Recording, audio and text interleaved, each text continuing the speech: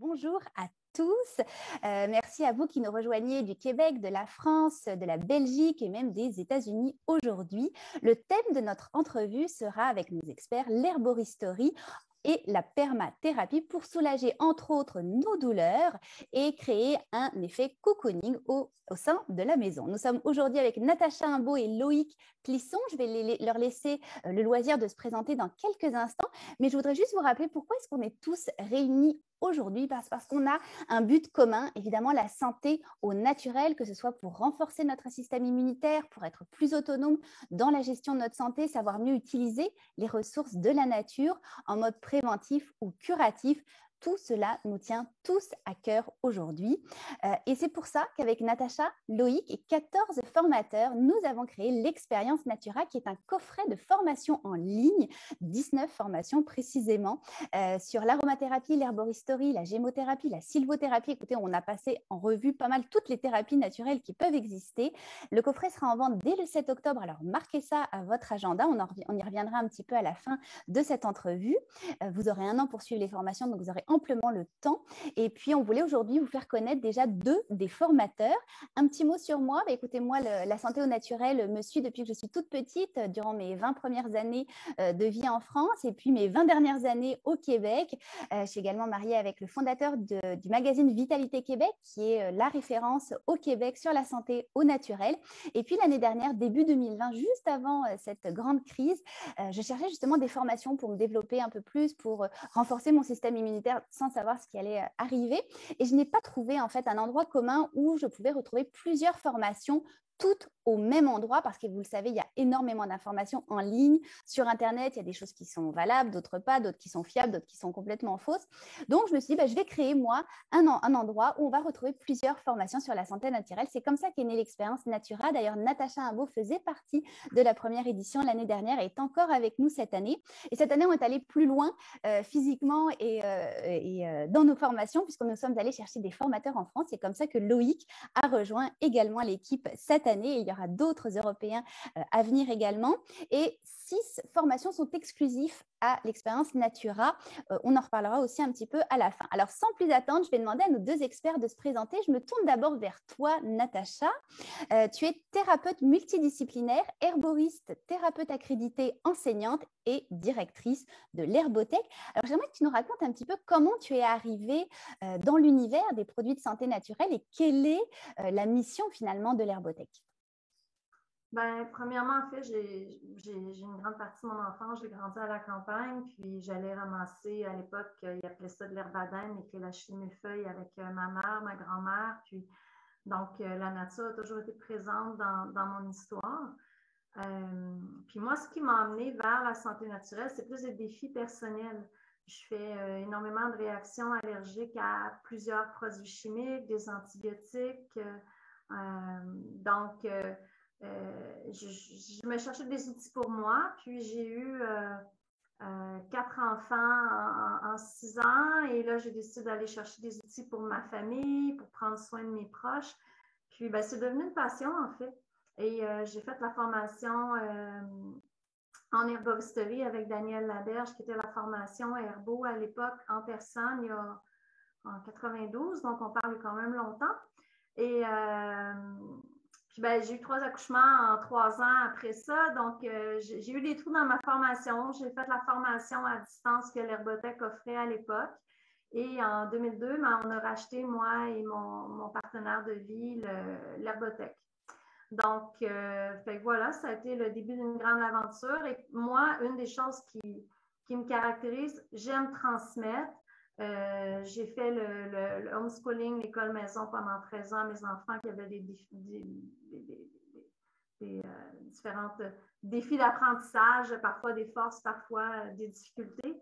Et j'adore enseigner, transmettre, et l'herboristerie, ça s'enligne à ce niveau-là. Pour moi, c'est ça, c'est que l'herboristerie, c'est d'abord et avant tout un processus qui peut nous amener à vraiment une prise en charge de notre santé, celle de nos proches, développer énormément d'autonomie. Et ça se fait facilement, les produits avec ce qu'on a à la maison, les plantes qui poussent à l'état sauvage. Et moi, c'est ce qui m'a plu énormément à l'époque, qui m'a attirée vers l'herboristerie et qui m'intéresse encore, qui me fascine encore et qui fait que je continue sur sur ce chemin-là partagé avec l'herbothèque, qui s'est beaucoup diversifié avec les années parce qu'ayant travaillé comme thérapeute, j'ai vu où étaient les limites de ce que j'avais appris. Donc, on a rajouté énormément avec le temps de formation autour de Herbare 1, 2, 3, qui était ce qu'il y avait en 2002. Puis, fait que maintenant, on a autant des formations pour le grand public que des formations professionnelles qui vont jusqu'à 4 ans, plus de 2800 heures de formation. Donc, il y en a vraiment pour tous les goûts. Autant quelqu'un qui veut devenir thérapeute que quelqu'un qui veut se spécialiser dans la production, transformation. Et pour nous, la plante médicinale n'est pas amenée qu'au niveau médicinal, elle est amenée dans le quotidien, au niveau alimentaire, au niveau soins corporels, en plus de l'aspect médicinal, parce que c'est vraiment dans ce qu'on fait tous les jours qu'on transforme notre vie, qu'on améliore notre qualité de vie. Puis c'est vraiment, je pense que ça rejoint la permathérapie que Loïc enseigne aussi. Donc, c'est vraiment ce qu'on fait dans notre quotidien et pour nous, pour l'environnement qui amène finalement une pérennité au niveau de notre santé. Tu as dit un mot extrêmement important, c'est l'autonomie. On va le voir justement avec Loïc. Effectivement, on peut être autonome dans la gestion de l'herboristerie, dans la permathérapie, dans nos douleurs, etc. Encore faut-il avoir les bases nécessaires, mais effectivement, on peut arriver à une certaine autonomie. Et tu as utilisé aussi le mot facilité. Effectivement, on pense parfois que voilà, ça va être compliqué de connaître les plantes, de savoir comment les doser. Et en fait, effectivement, non, c'est relativement facile et on le voit très bien dans tes formations. Alors, je me tourne vers toi, Loïc. Loïc Plisson, tu es donc permathérapeute, mais tu es un petit peu l'homme aux 1000 diplômes parce que quand on regarde sur ton site internet, tu as des diplômes et des diplômes et des diplômes. Alors, on s'est limité aujourd'hui à permathérapeute, mais tu en as bien d'autres. Tu es vraiment un passionné aussi de la santé au naturel. Tu es le fondateur de Se Soigner Autrement. Alors, je vais te poser la même question qu'à Natacha. Comment tu es arrivé dans cet univers-là et quelle est la mission de Se Soigner Autrement? Je vais peut-être commencer en disant que voilà, je suis très content d'intervenir avec Natacha parce qu'on a plein de liens. On s'est rencontrés lors du sommet des plantes médicinales que j'avais organisé au début de l'année, mais on s'était rencontrés l'année d'avant. Et voilà, je fais aussi l'instruction en famille comme Natacha l'a fait. Voilà, on a plein de points communs comme ça, donc ça me fait très plaisir d'être avec toi ce soir. Enfin, ce soir, parce que chez moi, on est le soir. Comment j'ai commencé? En fait, c'est comme souvent, en fait, c'est une histoire personnelle. J'ai commencé avec un accident de voiture où je me suis fait renverser par une voiture, rien de très grave. J'ai une fracture du bras et puis des petits bobos à droite, à gauche. Et suite à ça, j'avais pas de problème de santé, pas de raison d'aller voir, je sais pas si, par des bobos quotidiens, j'étais un peu casse-cou enfant, mais pas de raison d'aller voir le médecin autre que ça. Et là, j'ai commencé à rentrer dans un parcours médical un peu plus suivi, puisqu'il y a une première opération, une deuxième opération. Bref, ça a été un petit peu long. Ça a duré pendant 8-9 mois, pardon. Et pendant cet épisode-là, j'ai eu l'occasion de rencontrer un kiné qui m'a fait ma rééducation. Et à la fois, je trouvais ça absolument nul, ce qu'on faisait. Et à la fois, j'ai un souvenir très, très net de sortir d'une séance en me disant « c'est absolument pas comme ça que je veux le faire, mais c'est ça que je veux faire ». Donc, il m'a fallu quelques temps avant de comprendre c'était quoi le ça en question qui me plaisait. Et au final, en fait, c'était le fait de toucher, le fait que la main entre dans le soin. Il y avait ça d'un côté, et puis de l'autre côté, il y avait cette espèce de fascination. Je suis retombé il y a quelques jours sur quelque chose que j'écris sur pas mal de carnets, un vieux carnet. Et certains appellent ça un journal intime, je sais pas, enfin bref, sur un carnet, où je me disais, mais c'est quand même fou qu'une plante puisse soigner. Et voilà, et j'ai juste cette phrase-là. Et je me suis dit, mais c'est ça. Il y a, en fait, dans mon histoire, il y a à la fois cette envie de toucher et le fait, mais c'est fou qu'une plante puisse soigner. Parce que la nature, elle n'est pas à notre service, elle est présente, on en fait partie. Et il se trouve que deux règnes qui sont très différents, le règne végétal et le règne animal, en fait, arrivent à se retrouver avec ces plantes médicinales, qu'on appelle médicinales, mais en fait, toute plante qui nous nourrit, finalement, est un peu médicinale, mais on arrive à se retrouver là-dedans. Et il y a quelque chose d'un peu, qui m'a longtemps, entre guillemets, qui m'intrigue toujours, mais plus de la même manière aujourd'hui. Et puis rapidement, en fait, moi, je me suis tourné. La santé par les plantes, c'était pas trop ma famille. Hein. Enfin, dans ma culture, voilà, on soignait au synthol et à l'imodium. C'était à peu près les 2 médicaments qu'il y avait à la maison. Donc ça s'arrêtait là. Donc j'avais pas d'exemple ou de suivi. Voilà, mes grands-mères sont nées à Paris. Et on n'allait pas cueillir des plantes ensemble. J'aurais bien aimé, mais non.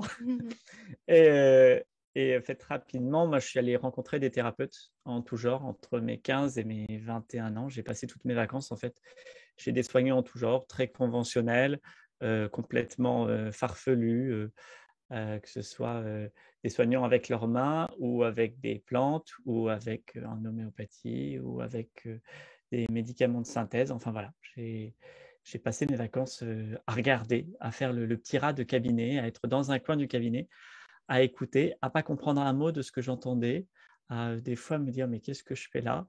Et puis en fait, avec le recul, je me rends compte que j'ai engrangé pas mal d'informations.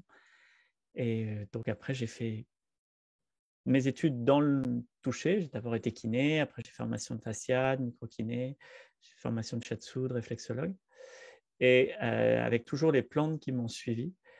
Et au bout d'un moment, je me suis retrouvé avec plein d'approches, qui avaient plein de paradigmes, de visions de la santé différentes. Celle de la fasciathérapie n'était pas tout à fait celle de la micro, c'était différent de celle de la médecine chinoise que j'avais étudiée, différent de celle de la médecine tibétaine que j'ai eu l'occasion d'étudier. Enfin bref, j'avais des visions comme ça de santé différentes, et à chaque fois, enfin plutôt on me disait, mais comment tu fais le lien entre tout ça? Et je leur dis, bah, c'est évident. Et en fait, quand je commençais à dire c'est évident, là, ils étaient sûrs, ils en avaient pour 4 heures d'explication. Je leur parlais pendant des heures. Et je les perdais en règle générale. Et, et moi, pour moi, c'était très clair. Quand je voyais quelqu'un, je me disais, mais c'est évident, on va aller dans cette direction-là avec la personne. Mais ce n'était pas évident pour tout le monde. Et puis, j'ai cette passion aussi de la transmission. J'ai commencé assez tôt, en fait, dans ma pratique en cabinet, au bout de ma première année d'installation, deuxième année, ouais, enfin entre la première et la deuxième année d'installation, j'ai commencé à proposer des ateliers parce que je me disais, j'ai pas le temps dans le cabinet de dire tout ce que j'ai à dire à la personne. Et j'aimerais aussi, enfin, en plus de ce dont elle a besoin, elle, il y a tout le reste qui pourrait lui être utile. Et donc, j'organisais des petits ateliers, et ça m'a plu, ça m'a beaucoup plu. Et j'ai été sollicité aussi par des professionnels pour les former sur certains sujets sur lesquels j'avais un peu d'expérience. Et puis, je vous la raccourcis, hein, parce que ça va durer longtemps. Il y a quelques années, j'ai rencontré la permaculture pour moi. Hein. Voilà, je venais d'arriver dans une maison, j'avais un grand jardin et j'avais envie de l'aménager. J'ai rencontré la permaculture, et en lisant la philosophie de la permaculture, je me suis dit, mais c'est ça en fait. C'est ça ma façon de... C'est cette philosophie-là. Ce n'est pas forcément cette façon de faire, parce que je ne fais pas des buts avec les gens, mais des cultures en but avec les gens. Mais c'est cette façon de penser, en fait, qui correspond et qui me permet, en fait, de faire ce lien-là. Et à partir de là, en fait, j'ai modélisé cette façon de rassembler les approches. Et en fait, en le modélisant, j'avais des problèmes. J'avais des soucis, comment dire, philosophiques. Philosophique et sociologique. Je m'explique. Lorsqu'on a une médecine, en fait, une médecine, elle se développe dans un creuset sociologique et philosophique. Il y a un lieu dans lequel elle se développe. Et en fonction du lieu dans lequel elle se développe, elle ne se pense pas de la même manière. Et ça change tout. Ça peut paraître un peu fou ce que je dis, mais ça change toute la façon dont on va envisager le soin derrière. Si la médecine chinoise est si différente de la médecine occidentale, si la phytothérapie européenne est si différente de la phytothérapie canadienne, c'est parce que ce n'est pas la même culture qui est derrière. Et à partir de là, en fait, je me suis dit, mais je ne peux pas imposer non plus une culture à une personne sous prétexte que moi, c'est la pratique de soins que j'avais. Et donc, il y a eu toute cette réflexion-là aussi pour, en fait, reculturer ces connaissances-là et ces pratiques-là que j'avais. Ça fait un peu bizarre dit comme ça. Mais en gros, c'est comme ça qu'est née la permathérapie, en fait, à la fois cette volonté de socialiser des approches et leur montrer leur cohérence et d'avoir ce regard-là intégratif, si on veut le donner avec d'autres termes. Effectivement, alors on reviendra un petit peu plus tard justement au principe même de la permathérapie. Je me retourne vers toi, Natacha. Quels sont, et tu l'as très bien expliqué effectivement, Loïc, hein, l'herboristerie canadienne et la phytothérapie française et européenne est un petit peu différente. Alors nous, au Québec, Natacha, quels sont les grands principes de l'herboristerie? Mais en fait, c'est une des choses, je pense, qui est les principes de l'herboristerie. Puis je vais parler pour notre école parce que même à travers le Québec, il y a des différentes approches et philosophies à l'intérieur même du Québec ou du Canada. Donc, par rapport à ça, je vais me permettre de parler plus par rapport à l'herbothèque. Puis c'est sûr que ça rejoint énormément tout ce plusieurs points qu'on retrouve dans d'autres institutions ou dans le milieu de l'herboristerie. Mais d'abord et avant tout, j'ai envie de dire que ce soit au niveau de l'herbothèque ou même de la Guilde des herboristes, qui est notre association professionnelle, c'est que pour nous, c'est vraiment l'herboristerie s'inscrit dans une transmission ancestrale. Donc, de l'herboriste, tu nommais, Loïc, qu'il y avait des paradigmes qui étaient en fonction du lieu, du territoire. Donc, on est en territoire nordique au Québec, on a des hivers. Donc, c'est sûr que nos façons de faire, on se doit de conditionner, de préparer certaines plantes si on veut les avoir à l'année pour en bénéficier pendant la saison froide.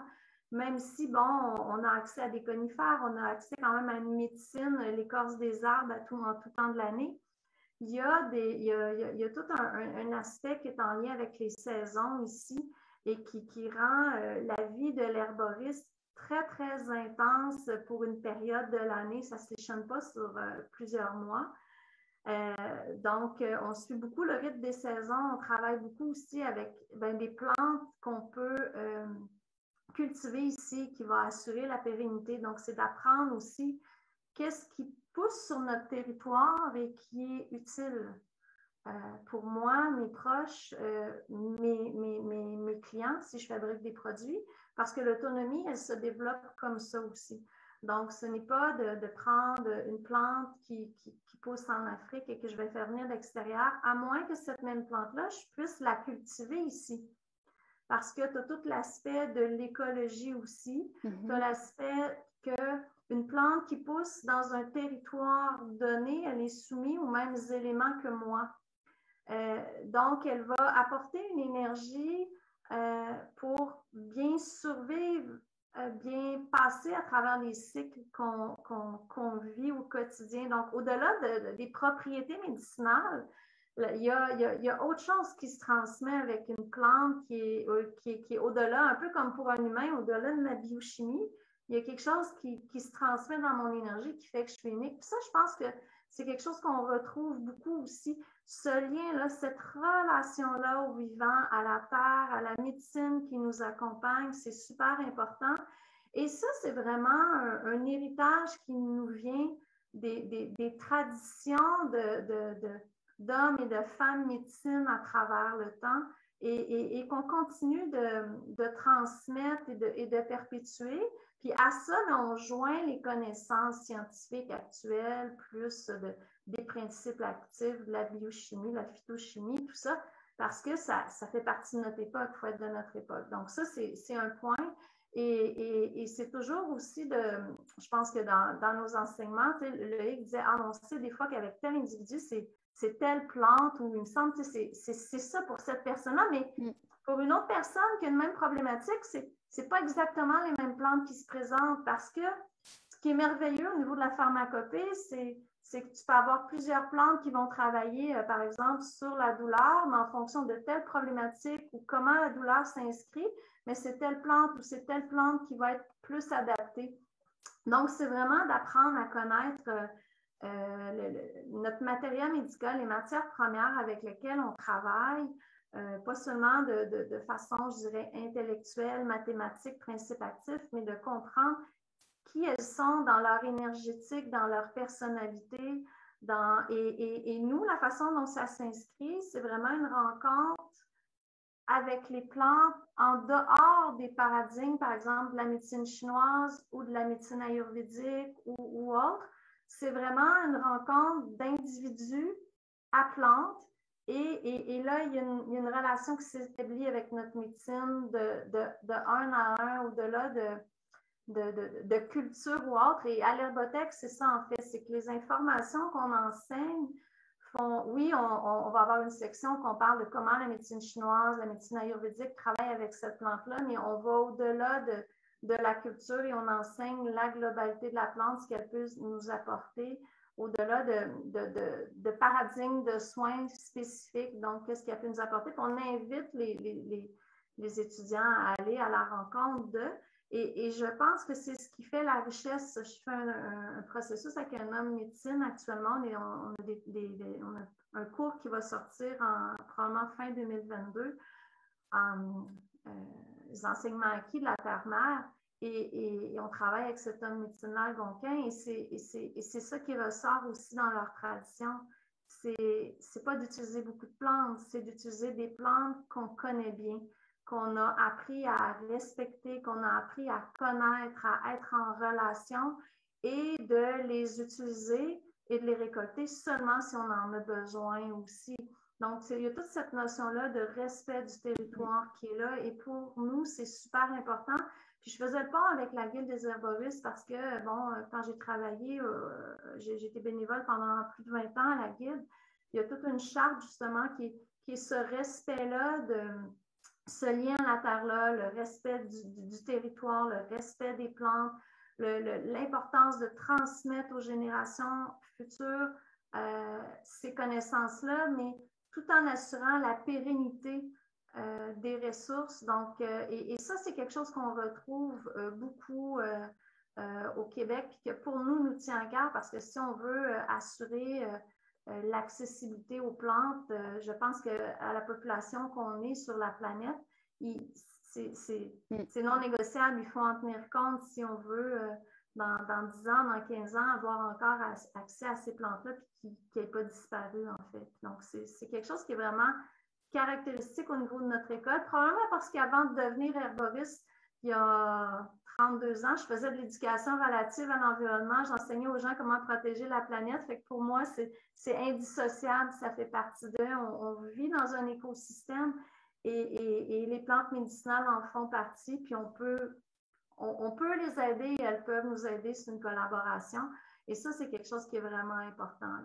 Oui, exactement, très, très intéressant. Puis je vous rappelle à vous qui nous écoutez, si vous voulez poser des questions à nos experts, n'hésitez pas à les poser dans la petite section en bas à droite, questions et réponses, ou alors si vous voulez les poser de manière anonyme, il y a le petit onglet converser, je poserai vos questions sans mentionner votre prénom. Alors, je me tourne vers toi Loïc, j'imagine que tu vas abonder dans le même sens que Natacha. Toi, tu parles beaucoup du terrain, comment il est important de regarder et d'entendre finalement notre terrain. Est-ce que tu peux nous expliquer ta vision des choses là-dessus?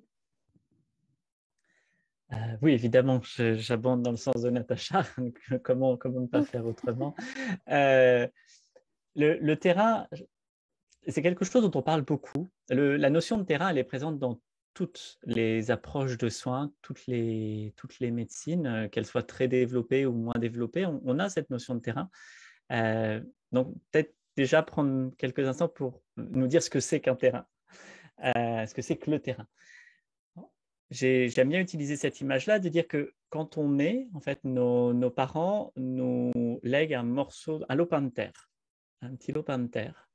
Et dans ce lopin de terre, en fait, on va avoir tout notre sous-sol qui correspond à toute notre hérédité. Donc, nos parents, c'est les premières couches de ce sol, et puis nos grands-parents, c'est les couches du dessous, et puis on va comme ça jusqu'à la croûte terrestre, très en profondeur, en remontant aussi loin qu'il est possible d'imaginer. Ça, c'est ce avec quoi on est. Et très rapidement, dès la conception, il y a des petites choses qui vont pousser. Là, une saponaire, là, un petit chêne qui pousse, là, de l'herbe, tout simplement. Et puis, notre terrain, il est dans un environnement particulier. On peut avoir notre terrain qui grandit. Alors, quelqu'un a dit, voilà, j'ai regardé en même temps Terrebonne, parce que je ne savais pas où c'était Terrebonne, donc j'ai vu que Terrebonne, c'était au Québec, donc voilà, une est à Terrebonne, ou bien à Bourges, ou encore à Dax, ou même au milieu du Sahara, ou en Groenland. Ce n'est pas le même environnement. Le soleil n'est pas le même, il y a plus de vent, moins de vent. On va avoir de la pluie, pas de pluie, bref. Tout ça, ça influe sur notre terrain. Ce n'est pas un élément sur lequel on a à faire, mais tout ça, en fait, ces éléments de contexte de vie, si on est au Groenland et qu'on part ensuite, pour moi, le Groenland, c'est toujours froid. J'y suis jamais allé, mais peut-être que dans le sud du Groenland, il fait un peu plus chaud que dans le nord, mais bref, je vais donner une image du Groenland, hein, et qu'après, on vient en France. Il y a de fortes chances pour qu'en plein hiver, on soit en t-shirt parce qu'on trouvera vraiment qu'il fait chaud en France. Donc ça nous imprime, mais c'est un élément qui est extérieur et qui vient s'imprimer à l'intérieur de nous. Et puis, on a en plus de notre terrain, notre sous-sol et le climat, on a nos voisins. On a un voisin avec un jardin luxuriant, un voisin avec un jardin coupé au cordeau, où il n'y a rien qui dépasse, où il n'y a rien qui est planté, un autre où il a mis que du goudron parce qu'il n'aime pas l'herbe. Bref, on a d'autres jardins autour de nous et ces jardins, ils interagissent aussi avec nous. Et puis, on a une dernière partie qui est, quelquefois, il y a des oiseaux ou des animaux qui vont passer, puis ça peut altérer le terrain, ou même nous, on fait tomber quelque chose et ça altère le terrain. Et le terrain va localement s'abîmer un petit peu. Et en fonction de ce qui est planté, on a des façons de réagir ou pas réagir. Et tous ces éléments-là, en fait, ça forme le terrain. Dedans, il y a à la fois notre hérédité, il y a ce qui concerne en fait notre propre présence à la vie, voilà, l'environnement dans lequel on est. Et puis il y a ce qu'on nomme en permathérapie le contexte social, voilà, ces situations sociales dans lesquelles on est, qui va aussi avoir une interaction avec notre terrain. Et enfin, ce qu'on nomme le contexte médical, c'est sur une même maladie, Natacha disait à très juste titre, sur un même problème, la personne, elle va l'exprimer différemment. Il y a une autre plante qui va venir, mais c'est parce que pour une même maladie à laquelle on a donné le même nom, finalement, il y a plein de façons différentes de réagir. Il y a plein de façons différentes de s'exprimer. Quand quelqu'un arrive et me dit, voilà, j'ai telle maladie, je ne sais pas ce que ça veut dire, en fait. Dites-moi ce que vous vivez.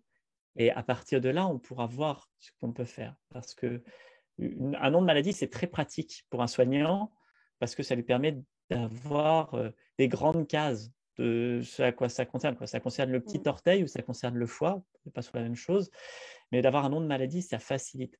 Socialement, c'est très appréciable parce qu'on dit, OK, si j'ai un nom, c'est que c'est connu. Mais en fait, le nom, il n'apporte pas grand-chose. Ce qui importe à un soignant, et en particulier dans les approches traditionnelles, c'est surtout de savoir qu'est-ce que vit la personne.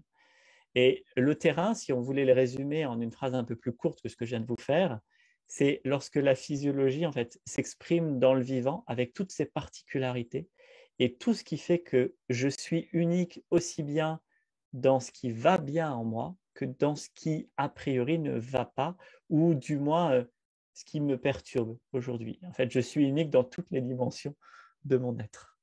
Exactement. Alors Loïc, je ne sais pas si c'est moi, mais je pense peut-être ta connexion Internet. Oui, c'est moi. C'est D'accord, ma connexion qui… Parfait. J'en suis désolée. Non, écoute, on a l'impression d'être un petit peu dans la 3e dimension avec toutes ces couleurs sur ton écran, mais c'est correct. J'ai vu qu'il y avait une participante, May, qui avait levé la main. Allez-y, May, si vous voulez parler.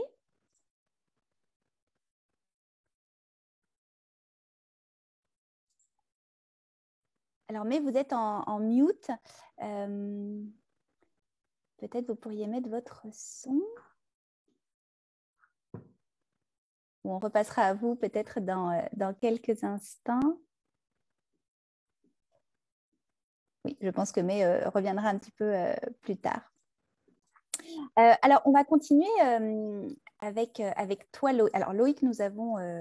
Non, je suis toujours là. C'est juste Loïc, ma caméra qui fait des siennes. Ah, d'accord, super. Parfait, pas de problème. Écoute, ce sont les aléas du direct, mais il n'y a aucun problème. Alors, je me tourne vers toi, Natacha. On l'a compris, les plantes ont un aspect thérapeutique, mais elles ont également un aspect cosmétique et on peut les utiliser pour fabriquer des produits de soins, notamment des lotions, des crèmes, des enveloppements, des exfoliations.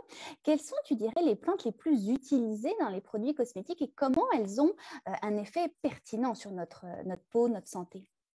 Mais en fait, je te dirais, ça dépend pour quel cosmétique. Donc, si je fais une crème pour le corps, pour prendre soin de la peau, il y a certaines plantes qui sont des incontournables que vous allez souvent voir, qui est la calendule de souci, la camomille et tout ça. Si je parle d'enveloppement ou d'exfoliance, ça va être d'autres types de plantes en fonction du besoin recherché, en fait. Donc, c'est très, très variable.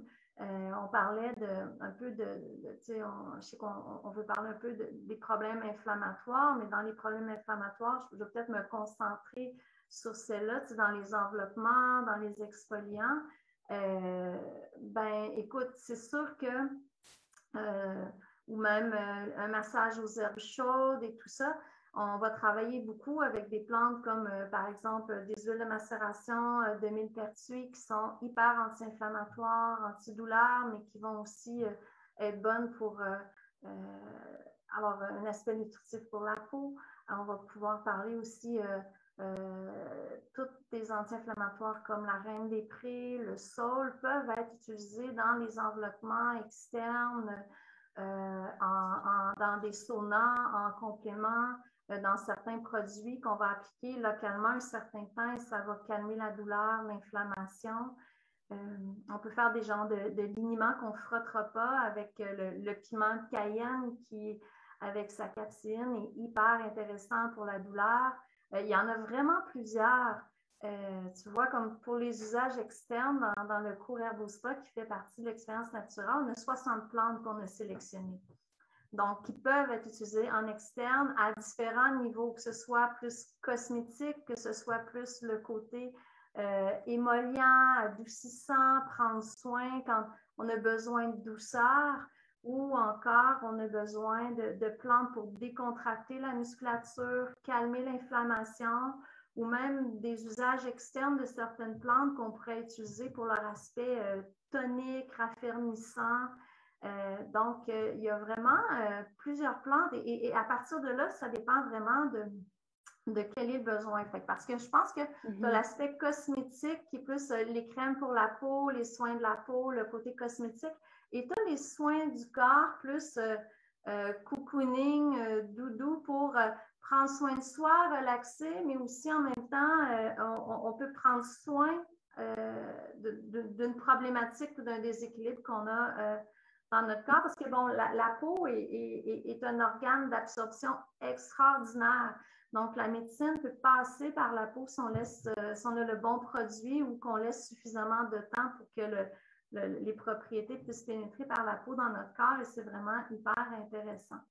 Donc, il y a vraiment plusieurs plantes, mais moi, je sais que pour tous il y a des problèmes de peau que, tu sais, juste pour l'aspect doudou, j'adore travailler avec la rose, avec la guimauve, avec la mauve pour le côté émollient.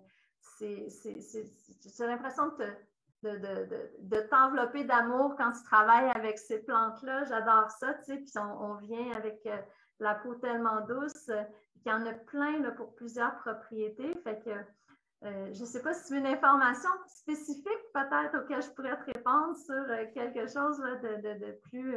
Non, mais je pense que le côté cocooning est effectivement s'envelopper d'amour. J'aime bien ton terme et Dieu sait qu'on en a besoin en ce moment par tous les temps qu'on court. Alors effectivement, non, c'est vraiment super intéressant et je rebondis sur ce que tu dis justement qu'effectivement, les plantes aident à soigner certaines douleurs. Alors Loïc, tu évoques toi les 3 rôles d'une douleur. Est-ce que tu peux nous les expliquer ces 3 rôles?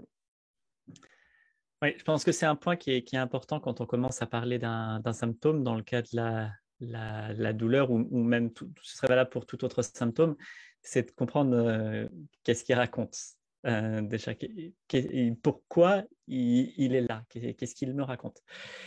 Dans les 3 rôles de la douleur, il y a un premier rôle qui est évident, enfin,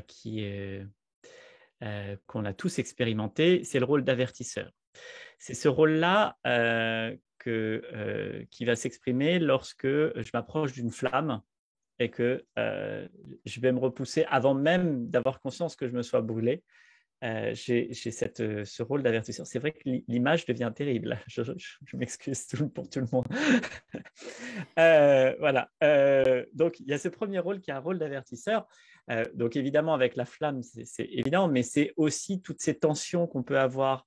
Le matin, on se lève, on a une tension dans le dos, on sent qu'il y a un petit truc. Et en fait, ça, c'est un avertisseur. C'est juste le corps qui joue son rôle d'avertisseur qui me dit attention, là, il y a un truc qui ne va pas, ou va tranquille, ou prends le temps de bouger avant de partir. Et puis là, on va partir sur les chapeaux de roue, parce qu'on n'a quand même pas le temps. Il est 8h moins le quart, il y a les enfants amenés à l'école, enfin, il ne faut pas déconner. Et donc, on part sur les chapeaux de roue. Et là, on a le deuxième rôle qui va arriver, c'est le rôle d'indicateur. C'est-à-dire que là, il nous dit je crois que tu n'as pas bien compris là. Tout à l'heure, je te l'ai dit gentiment. Voilà, j'ai juste mis un petit avertissement. Et le rôle d'indicateur, c'est on va commencer à arrêter la machine et je vais me baisser pour ramasser le cartable des enfants. Et clac, je me fais… voilà, ça fait mal. Et on va dire, j'ai fait un faux mouvement. Mais non, tu n'as pas fait un faux mouvement. En fait, ton corps t'a déjà dit tout à l'heure que tu avais une tension et tu as juste dit, vas-y mollo. Si elle est comme une brute, bon, c'est pas très grave, mais à ce moment-là, il ne faut pas forcer plus, c'est tout. Enfin, il t'a dit que tu avais mal dormi, que ou tu as des contrariétés. Enfin, l'origine, elle peut être partout. On ne parle pas de l'origine, mais vraiment du rôle là. Donc, OK, bon, j'ai cet indicateur qui me dit là, j'ai dépassé en fait cette limite-là qui était tout à fait tolérable. Et là, on va arriver, en fait, c'est la douleur aiguë. Hein. C'est la douleur, je me cogne, pouf, j'ai cette douleur-là qui me dit, voilà, j'ai indiqué que tu t'es cogné là, donc maintenant, il va falloir que tu fasses attention pour ne pas te cogner. Et puis, je continue ma journée, voilà, j'ai déposé les enfants, je pars au travail, et puis je caricature, hein, je suis au bureau, voilà, en train de travailler, et je vais me lever tout aussi vite parce que je ne suis pas dans mon corps, je suis juste dans ma tête et encore, ou dans mon écran, mais je ne suis pas dans mon corps. Et à ce moment-là, en fait, je vais aller vaquer à droite à gauche. Si je suis un petit peu attentif, je me dis, c'est un peu sensible, voilà, je peux même boitiller un petit peu. Et là, j'y vais comme une bonne brute, hein, et je vais aider ma voisine qui a du mal avec je ne sais pas quoi, hein, la photocopieuse, le lave-vaisselle ou la machine à café, et je la soulève un grand coup. Non, mais je vais t'aider, tu vas voir ça. Et là, je me bloque franchement. Et là, le corps, il dit stop. Et là, c'est le rôle de limiteur. Au début, il m'a dit stop, ralentis. Et là, il m'a dit c'est fini. Maintenant, tu ne bouges plus. Et là, on va rentrer dans le processus où on peut être dans la douleur aiguë, mais c'est là qu'on va commencer à aller vers la douleur chronique, parce que ce rôle limiteur, c'est la façon dont le corps a de me dire, là, tu as atteint une limite. Maintenant, peut-être que déplacer la machine à café à 20 ans, ça le faisait. Maintenant, tu en as 40, 50, 60. Peut-être que c'est plus adapté. Peut-être. J'émets des hypothèses. Et le rôle limiteur en fait de la douleur, c'est pas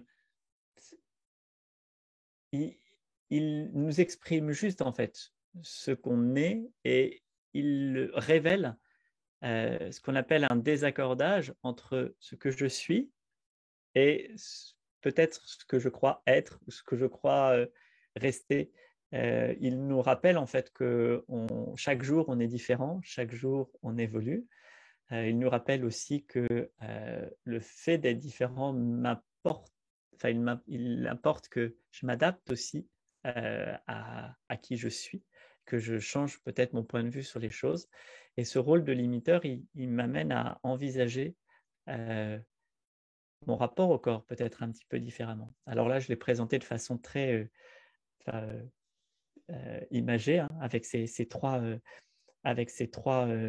rôles. Mais si je les reprends, on a le rôle d'avertisseur, c'est voilà, c'est l'élément un peu ponctuel et qui me dit attention, il y a un truc qui ne va pas, c'est pas tout à fait, c'est plus très accordé, c'est quand on a juste la note qui vrille un petit peu dans le concert, c'est pas faux, mais on est quand même limite, on sent bien qu'on n'est pas tout à fait juste. Et puis l'indicateur, là, la note, elle est fausse. Hein. Elle est franchement fausse. Donc, il va falloir changer parce que ça va être très désagréable. Et le limiteur, c'est la corde qui claque. Voilà, pouf, non mais c'est bon, c'est fini, stop. Maintenant, on arrête, on pose les instruments, on prend le temps de les accorder et après, ça va aller mieux. Exactement. Alors, quand on s'est rencontrés en France cet été, Loïc, tu me disais que la douleur n'est pas un ennemi. Il ne faut pas essayer par tous les moyens de la faire taire. Et c'est peut-être un peu ce qui se passe, je mets des guillemets, hein, dans la médecine peut-être classique où on a une douleur, on a un problème, on donne un médicament pour justement arrêter cette douleur-là et on passe à autre chose. Que dans les médecines dites plus naturelles ou plus douces, on essaye de comprendre le pourquoi de la douleur. Hein. Je dirais, sans faire de stigmatisation entre médecine conventionnelle et médecine non conventionnelle et différentes approches, je dirais que le premier point, c'est la peur qu'implique la douleur. La douleur fait peur et c'est légitime, c'est tout à fait légitime. La douleur, ça fait peur parce que ça va dépendre de chacun, du terrain de chacun, mais certaines personnes vont percevoir cette douleur en disant « mais cette douleur, elle signe mon incapacité. Donc finalement, elle me fait peur sur ce que je vais être capable de faire. » Et on a une autre partie en fait qui me dit la peur, enfin c'est la peur que cette douleur, elle dure éternellement. On a cette sensation quand on a mal qu'on va toujours avoir mal, que ça va toujours durer. Et alors il y a ceux qui sont costauds, qui dans ces cas-là vont dire c'est pas grave, je vais aller contre cette douleur-là. Et puis ceux qui ont moins de vitalité, et il n'y a pas, chacun a sa vitalité telle qu'elle est, et qui vont se dire mais je vais souffrir comme ça toute ma vie. Et donc il y a déjà cette façon-là dont on va pouvoir la vivre. Et puis en face, vous avez le soignant. Le soignant qui n'est pas mieux loti, en fait. On l'oublie quelquefois, mais le soignant, il n'est pas mieux loti que la personne qui a mal. Et elle voit dans la douleur, en fait, sa propre limite. Lorsque quelqu'un vient me voir et a mal, c'est une façon de le prendre. Je ne dis pas que tous les soignants font comme ça, mais en médecine conventionnelle, c'est l'enseignement que l'on a. Hein. La fac de médecine, c'est comme ça que c'est présenté, mais c'est une question d'individu. Mais on va voir la douleur comme il faut que j'arrive à la supprimer et ça montrera que je suis capable de le faire. Et si je ne suis pas capable de le faire, ça montre moi mes propres limites. Et ça me ramène à ma propre peur de cette douleur et de fait la mort. Donc, il y a déjà cet aspect-là qui est un peu présent. Une fois qu'on a désamorcé ça, lutter contre la douleur, et j'ai envie de dire lutter contre tout processus physiologique ou dit physiopathologique, donc tous les processus du corps, si on lutte contre, on essaie de, comment dire, ça m'évoque toujours ce jeu de faire un barrage dans une rivière qui s'écoule. C'est quand on a une rivière qui s'écoule vite et puis on va essayer de monter un barrage. Mais en fait, pour faire un barrage, il faut arrêter la rivière. Sinon, on ne peut pas faire de barrage. Parce que sinon, ça va toujours pousser, pousser, pousser. Et on est en lutte. On va finir par réussir à faire quelque chose, mais ce ne sera jamais le barrage qu'on imagine quand on est petit. Voilà, quand on est au bord de la rivière, on imagine un barrage. On dit, après, on va pouvoir faire une piscine, là, et on va se baigner et tout. Et on n'y arrive jamais. Et c'est normal. Et en fait, c'est un peu cette idée-là, si je reste sur les métaphores, mais lutter contre la douleur, ce n'est pas comprendre que le corps, c'est pas juste, il me donne une information, ça c'est pour le thérapeute, il donne une information pour comprendre, mais il est juste en train de mettre en place ce qu'il peut avec les outils qu'il a pour s'ajuster avec la situation. Et si je ne comprends pas en fait tout l'environnement, la situation, je vais pouvoir la faire taire, cette douleur. C'est ultra facile de faire taire une douleur. C'est très facile. Natacha a cité des plantes. J'ai envie de dire, les plantes pour faire taire une douleur, ce n'est pas la bonne idée. Hein. Vaut mieux y aller avec un bon morphinique hein, de synthèse. Et là, on n'en parle plus. La douleur, elle est réglée. Après, il y a une contrepartie. Hein. Ça, voilà, on n'a rien sans rien, ma pauvre dame, disait ma grand-mère. Mais ce rapport-là qu'on peut avoir à la douleur, il faut déjà en fait le comprendre, le saisir et puis comprendre aussi où est-ce qu'il s'exprime pour après pouvoir envisager. Natacha citait des plantes en disant voilà, elles sont anti-inflammatoires, elles sont antalgiques. J'ai envie de dire, je sais qu'elle ne me contredira pas, donc j'y vais en disant mais elle a raison, mais elle a tort. C'est-à-dire, elles sont antalgiques, mais en fait, elles ne sont peut-être pas si elles ne sont pas indiquées. Et si on veut savoir si la plante est indiquée, et c'est valable aussi pour les cosmétiques ou quoi que ce soit en fait qu'on utilise, si on veut savoir si elle est indiquée, il faut savoir dans quelles conditions on va l'utiliser, chez qui on va l'utiliser et quel est le rôle où on veut la faire rentrer, dans quoi on veut la faire rentrer, dans quel processus on veut la faire rentrer. J'ai beaucoup aimé quand tu as dit, voilà, on met la personne en relation avec la plante. Moi, je dis souvent, dans le soin, souvent on lit, alors vous lisez peut-être pas beaucoup d'articles sur le soin, chacun son truc, hein. C'est comme ça que je me couche le soir, j'ai un petit article sur le soin. On dit voilà, le début de la conversation, c'est une enquête policière, voilà, quand on est soignant, c'est une enquête, on essaie de savoir.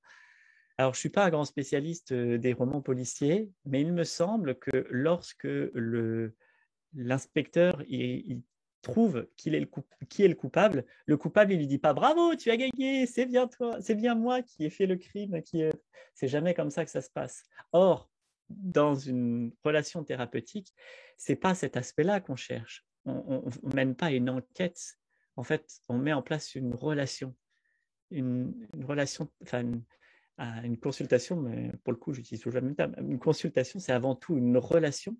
Et c'est une relation entre le soignant et la personne qui le souhaite, mais ça peut être une relation d'elle-même, enfin d'elle à elle-même, lorsqu'on est dans cette logique d'autonomie. Et on pourra revenir sur l'autonomie, comment ça se met en place. Mais également de la personne avec le soin qui est proposé.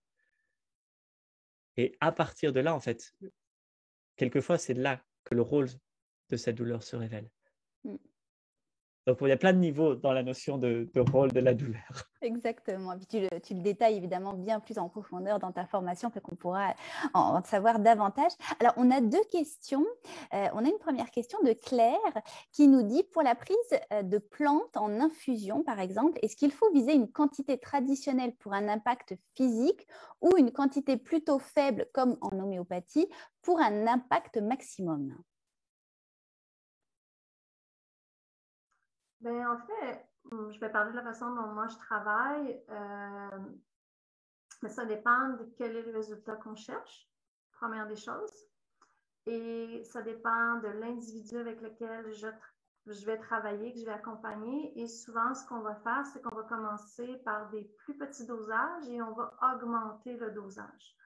C'est certain que si je suis en train de combattre une infection, après ma barre, habituellement, on va parler au physiologique, mais ce n'est pas exclu que certaines plantes vont se prendre en plus petits dosages pour travailler davantage, un peu comme l'homéopathie le ferait, dans des aspects peut-être un peu plus subtils. Et les deux vont travailler en complémentarité. Donc, c'est oui et non, ça dépend de la situation, de la personne, du résultat recherché. Peut-être que le travaille différemment, mais il n'y a pas qu'une réponse à ça. D'ailleurs, toi, Loïc, tu nommes que les plantes ont une subtile puissance. Je pense qu'effectivement, ça veut tout dire. Oui, enfin, je vais répondre comme Natacha, en fait. C'est difficile là de vous donner une réponse très tranchée, claire, parce que j'ai envie de dire même une infusion avec une quantité traditionnelle, pour reprendre vos termes, peut avoir un impact subtil. Et d'autres situations, on va avoir des dosages qui sont vraiment très, très légers, peuvent avoir un impact important. Il y a là, encore une fois, cette notion d'adéquation entre la personne et la plante, que les deux en fait se retrouvent. Et peut-être ça vous donnera une première piste. Il y a aussi quelque chose qui est de l'ordre de lorsqu'il y a une rencontre, lorsqu'on rencontre quelqu'un, voilà, la première fois que vous avez rencontré, je suis d'humeur métaphorique ce soir, donc la première fois que vous avez rencontré votre amoureuse, votre amoureux, voilà, la première fois que vous l'avez vu, il s'est passé quelque chose de ou au contraire, c'était ouais, c'est pas mal. Enfin, ouais. Il s'est passé quelque chose. Et cette première chose, elle s'imprime en nous dans une émotion. Je ne vais pas prendre l'exemple du coup de foudre hein, pour se mettre un peu tous d'accord. Voilà. Il y a une émotion qui se vit. Mais une émotion, ça ne dure pas. Ça dure quelques moments, c'est un premier effet, c'est puissant, mais ça ne dure pas dans le temps. Et puis après, elle est quand même, je vais parler, voilà, je vais parler pour moi. Hein. Donc, elle est quand même sympa. Enfin, voilà. En plus d'être magnifique, elle est, voilà, elle est intelligente, elle bien. Donc, j'ai envie de passer plus de temps avec elle. Et là, c'est plus l'émotion, en fait, qui me guide. C'est ce sentiment que je suis en train de créer avec elle, que je mets en place. Donc là, il y a un autre niveau dans la relation. Je ferai le parallèle avec les plantes après. Hein. J'y viens. Et une fois que cette relation, elle avance, il se passe des semaines, des mois, ça se passe vraiment, elle est vraiment super cool. Et voilà, on commence à se fréquenter plus. Et puis, les années avancent et hop, on décide d'aménager ensemble. Alors là, c'est waouh, à la fin, mais d'un autre côté, voilà, il y a du quotidien qui est présent avec la brosse à dents, mais là, dans le verre, c'est pourtant pas compliqué. Tu mets ta brosse à dents dans le verre, on n'en parle plus. Il y a ces petits trucs là qui me titillent.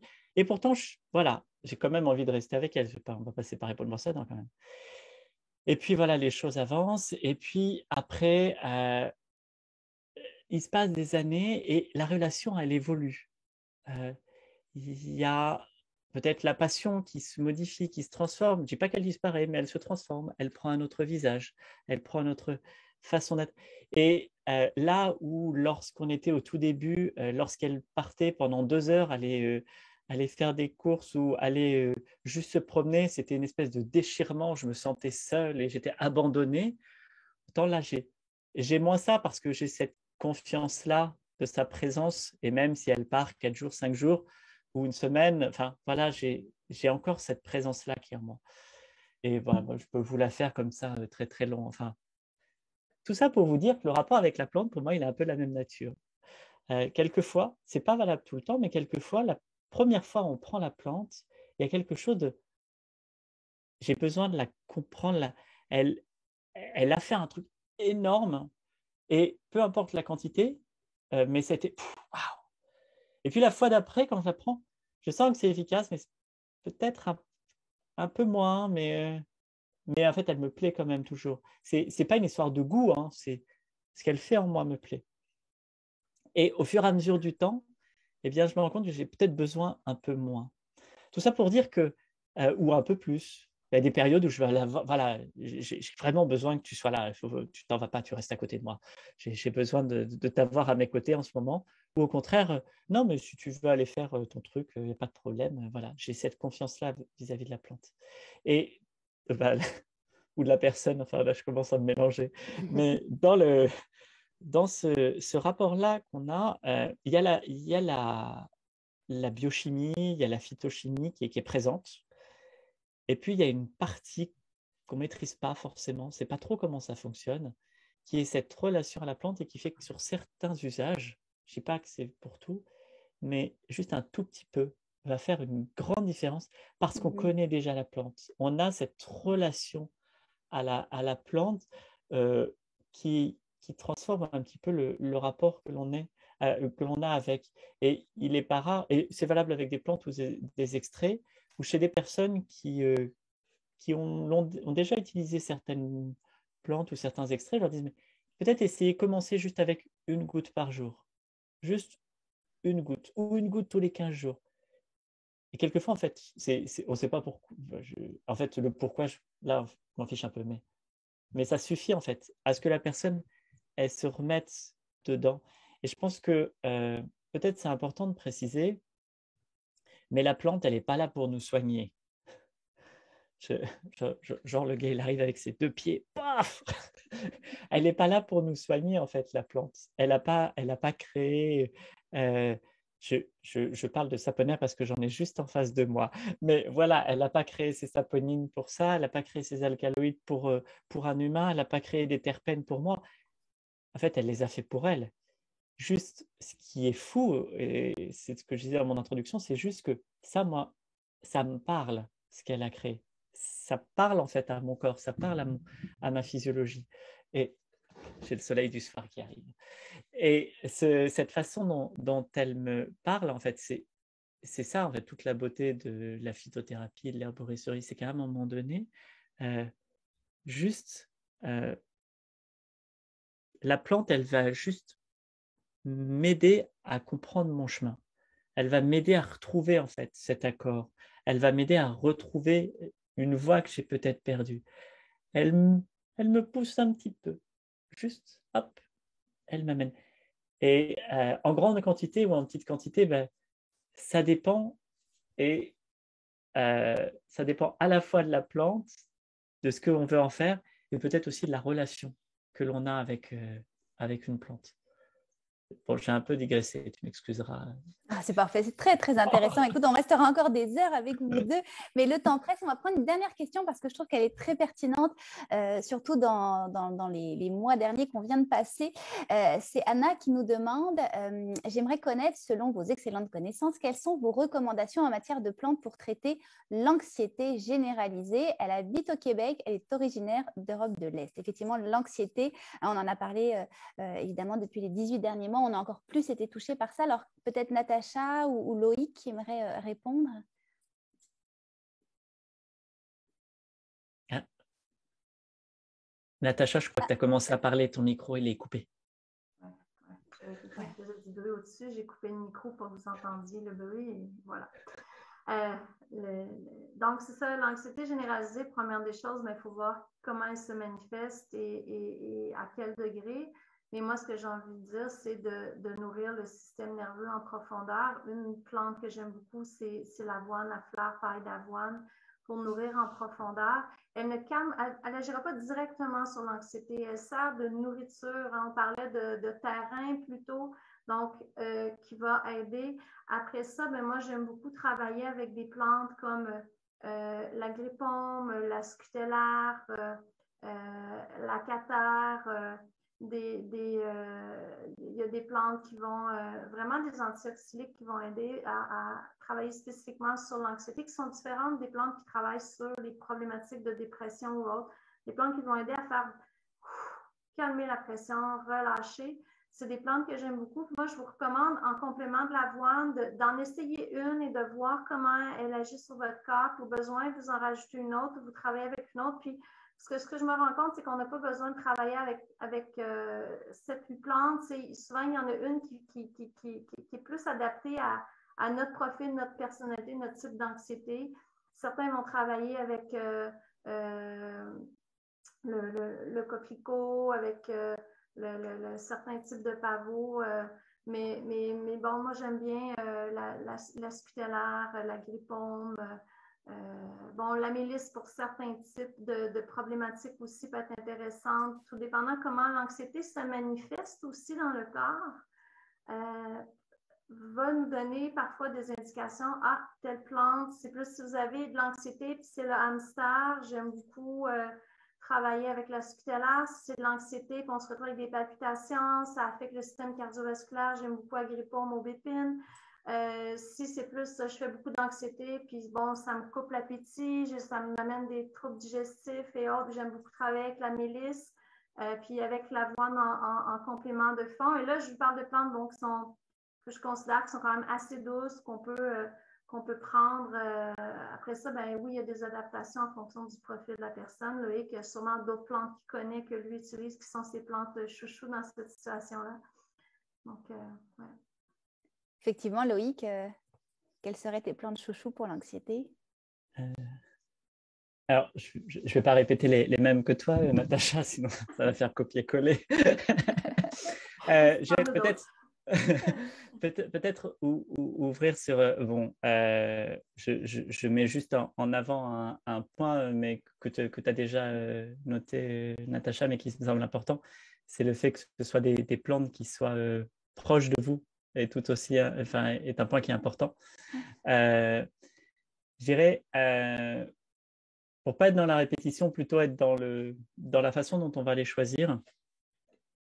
Dans la logique, enfin, celle qu'on va utiliser, le raisonnement qu'on va utiliser en permathérapie, on va utiliser ce qu'on appelle les dynamiques. Les dynamiques, c'est l'élan dans lequel le type de traitement, que ce soit une plante ou un autre type de traitement, va nous mettre.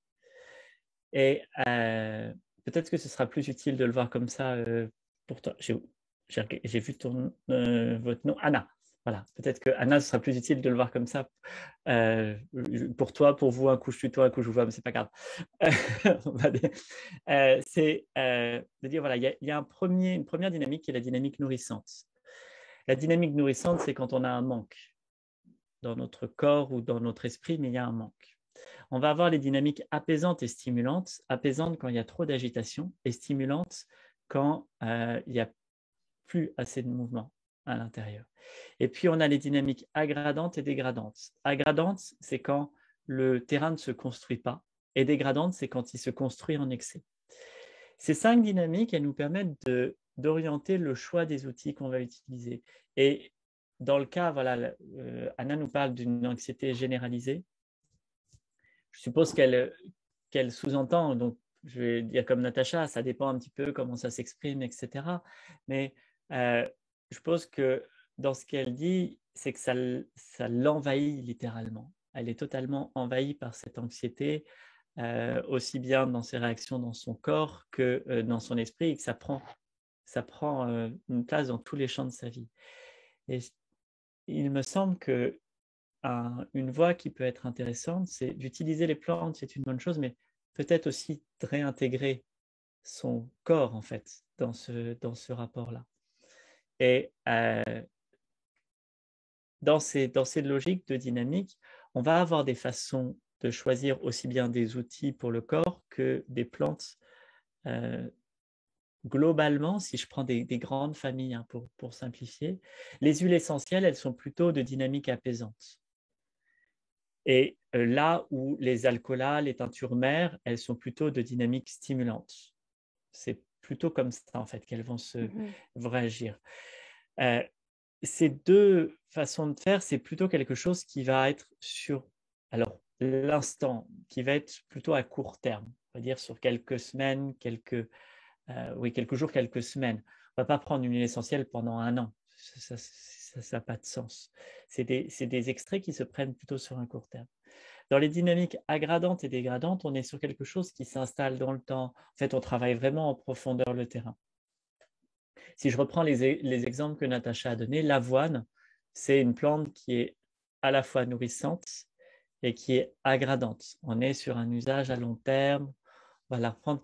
Lesquels tu as donné La scutellaire, pardon. La scutellaire, on va être plus dans... il y a une dynamique stimulante et aggradante. Donc, d'aller chercher en fait dans la plante, est-ce que c'est quelque chose qui va plutôt est-ce que mon anxiété, elle s'exprime par une agitation en fait à l'intérieur de moi, ou au contraire, il n'y a plus rien qui bouge, c'est totalement figé. Et ça, avec la plante, voilà, comment ça agit sur moi avec la plante, et comment je peux mettre aussi mon corps en mouvement par rapport à ça. Et si c'est quelque chose qui m'agite, je vais plutôt chercher à ralentir, juste bouger lentement. Ça paraît, Loïc, t'es gentil, là, t'as complètement, on va pas juste bouger lentement. Mais si, mais juste, je vais vous faire un exemple. Alors comme ma caméra saute, c'est pas très adapté comme idée, mais c'est pas grave. Voilà, si je fais juste ce mouvement-là, je sais pas si vous allez le voir à la caméra. Si, voilà, je fais ce mouvement-là, voilà, on est dans de la gymnastique, on va plutôt s'agiter. Mais si je fais la même chose comme ça,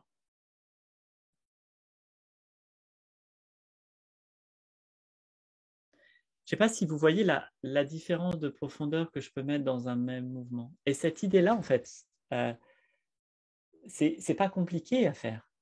Je peux prendre n'importe quel mouvement. J'aurais pu le faire en levant les bras, en pliant les genoux. C'est juste l'intention que je vais mettre dans le mouvement. Et on peut tout à fait envisager de prendre une plante qui vous parle, voilà, la scutellaire, l'avoine, tu parlais d'avoine aubépine aussi, si ça touche le système cardiovasculaire, et de l'incarner aussi par l'état dans lequel on va mettre notre corps.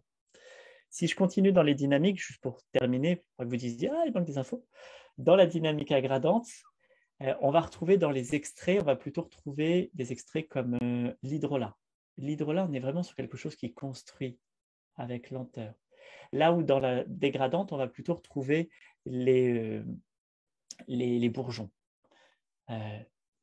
Si on reprend l'exemple voilà, de l'avoine aubépine, pour moi, enfin dans ma façon de le travailler, il y aurait à la fois effectivement le fait que ça concerne le système nerveux, ce qu'on appelle en permathérapie un système fondamental, le système nerveux, un système connexe, le système cardiovasculaire, et à côté de ça, en fait, on va avoir plutôt une dynamique dégradante. Donc, on va chercher à nourrir avec l'avoine et à la fois dégrader. C'est vrai que quelquefois, le mot il me fait un peu il n'a pas de valeur, il n'a pas de jugement dans le dégradé. C'est juste qu'il y a trop qui s'est construit à l'intérieur de la personne et on va juste chercher à en mettre un petit peu moins pour retrouver sa place.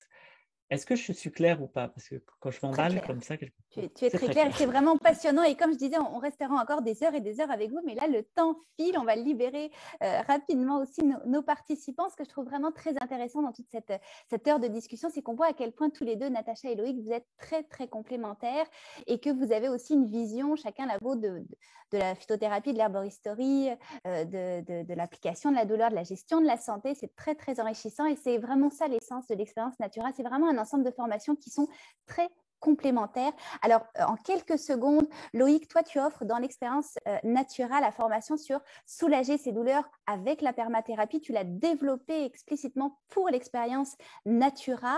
Et toi, Natacha, tu offres 2 formations, donc l'initiation à la fabrication de produits d'herboristerie et surtout Herbospa, donc une toute nouvelle formation. Tu l'avais pour les thérapeutes, mais là, tu l'as développée pour le grand public. Alors, on est très, très fiers d'avoir ces belles formations dans l'expérience Natura. Merci encore infiniment à toi, Natacha Imbeau de l'Herbotech, toi, Loïc Plisson de Se Soigner Autrement, à tous les participants aujourd'hui de France, Québec, Belgique. Vous pouvez évidemment retrouver toute l'actualité de Natacha et de Loïc sur leur site internet respectif, dans leur infolette, sur leurs médias sociaux. Vous pouvez également retrouver toute l'information de l'expérience Natura sur le site expériencanatura.ca. On se donne rendez-vous dans les prochains jours, dans les prochaines semaines, puisqu'on va retrouver Natacha et Loïc d'ailleurs pour d'autres webinaires, d'autres conférences en direct. Et puis on se retrouve évidemment le 7 octobre, l'ouverture du panier de l'expérience Natura, donc un ensemble de 19 formations en ligne, toutes super intéressantes, complémentaires, même si vous n'en suivez que quelques-unes, déjà ça sera un très bel achat parce que la valeur du package est à peu près de $3 000, 2 000 euros, et on va le vendre à $187, 127 euros. Donc c'est vraiment rien du tout pour faire un grand pas dans la gestion et l'autonomie de sa santé au naturel. Merci infiniment à tout le monde et on se dit à très bientôt. Merci à tout le monde.